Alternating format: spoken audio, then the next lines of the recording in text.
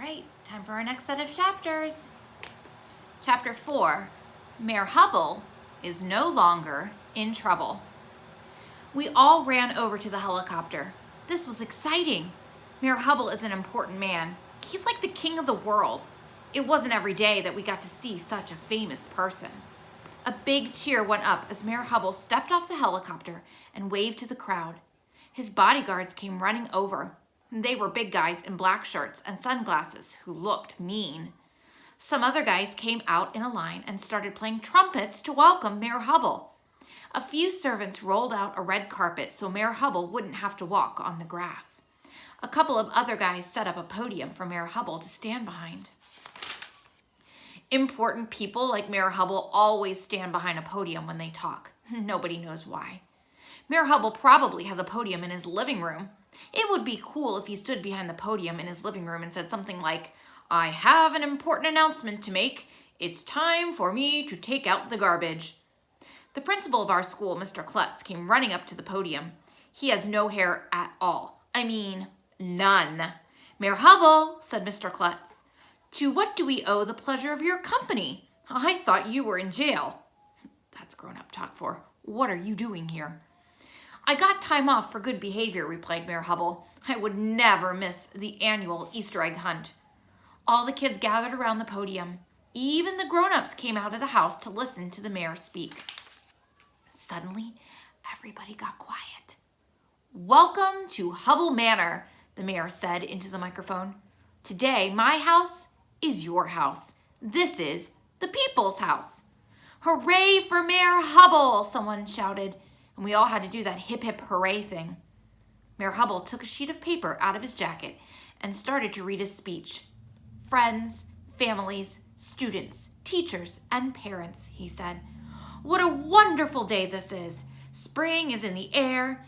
Every year at this time, blah, blah, blah, blah, blah. Easter, blah, blah, blah, blah, blah. Renewal of life, blah, blah, blah, blah, blah, blah, blah. Flowers pushing up through the frosty ground, blah, blah, blah, blah, blah."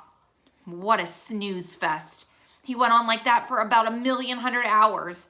I had no idea what he was talking about. My shirt was itchy. My tie was choking me. I thought I was going to die.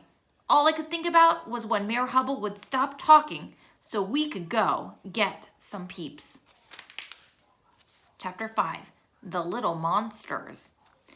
Everybody cheered when Mayor Hubble finished his speech. I wasn't sure if they were cheering because it was such a good speech or because it was over.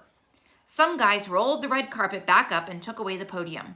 "And now," said Mayor Hubble, "I would like to introduce our hostess for the day, my lovely wife, Bubbles." Bubbles Hubble?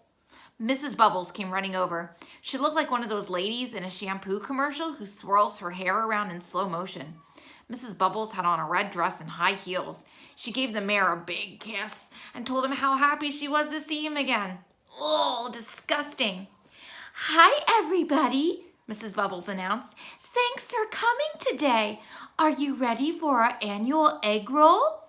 "Egg roll," I shouted. "Yippee! I love Chinese food." "Oh, not that kind of egg roll," said Mrs. Bubbles. Andrea said, "In an egg roll, you'll roll eggs." I knew that, I lied. Apparently, an egg roll is when a bunch of kids roll eggs along the grass. The first one to push the egg across a finish line is the winner. If you ask me, that had to be the dumbest contest in the history of the world. What's the point of rolling an egg around someone's lawn? "I'm not doing that," said Michael. "That's for little kids." "Me neither," said Ryan and Neil. Andrea and Emily said they didn't want to get dirt on their new dresses. "The winner of the egg roll will receive a prize," announced Mrs. Bubbles. "The first child to push his or her egg across the finish line will receive a wooden egg personally autographed by Mayor Hubble and me." Mrs. Bubbles held up a wooden egg. "Wooden egg?" Alexia whispered to me. "Where do you think she got a wooden egg?" "From a wooden chicken," I guessed. Alexia and I decided that it would be cool to win a wooden egg. We went over to the starting line. So did about 1,000,000 first graders. "Look at these little munchkins," I whispered to Alexia. "No way they're going to beat us." "This is going to be a piece of cake," said Alexia. I didn't know what cake had to do with anything. Why is everybody always talking about cake? Mrs. Bubbles gave each of us a plastic egg and a long spoon. Then we went over to the starting line. Okay, is everybody ready? Said Mrs. Bubbles. On your mark, get set, let's roll. I thought that Alexia and I could just push those first grade munchkins out of the way, but it was the other way around. They were like animals, yelling and screaming and pushing and shoving and crying and swinging their spoons every which way. It was like a war zone. Get out of my way, some kid shouted. Watch out, Mommy. Ow, you hit me in the face with your spoon. I thought I was going to get trampled by those little monsters. They were brutal. And they were actually winning.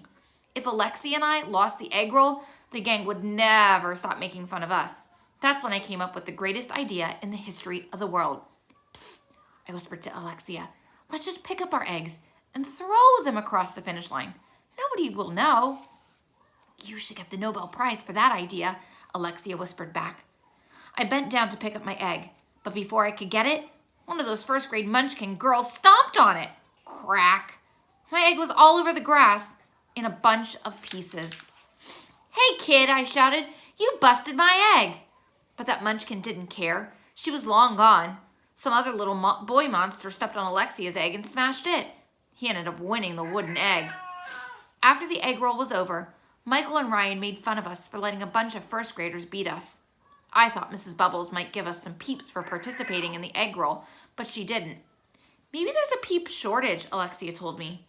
Yeah, maybe they have to conserve the peeps, Ryan said, so there will still be peeps left in 100 years for our children and future generations to eat.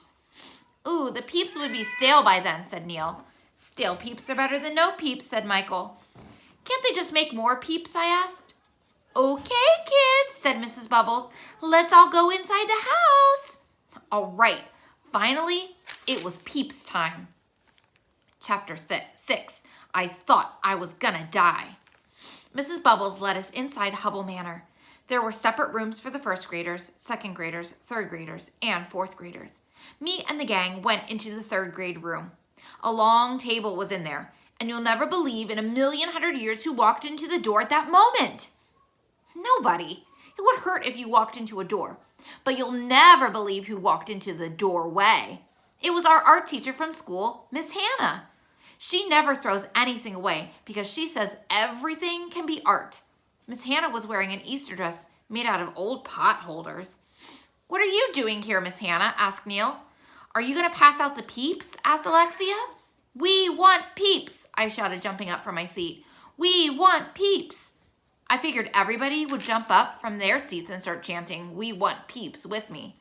I looked around. Nobody else was standing. Nobody else was chanting. Everybody was just looking at me. Well, that was embarrassing. I sat down in my seat. No, I'm not here to pass out peeps, said Miss Hannah. I'm going to help you do Easter egg dyeing. What? I thought Easter eggs were already dead, I said. Everybody laughed, even though I didn't say anything funny. Not that kind of dying dumbhead, Andrea said, rolling her eyes. We're going to dye eggs in different colors. It's my favorite thing to do in the whole world. Mine too, shouted Emily. She jumped up in the air and started hugging Andrea. Everything those two do is their favorite thing in the whole world.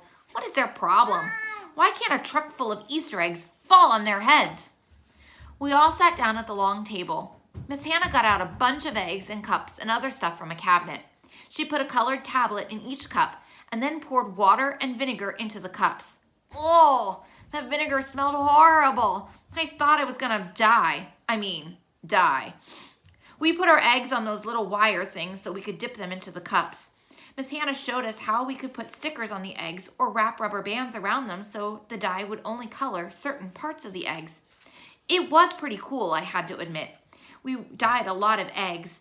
At the end, our fingers were all different colors.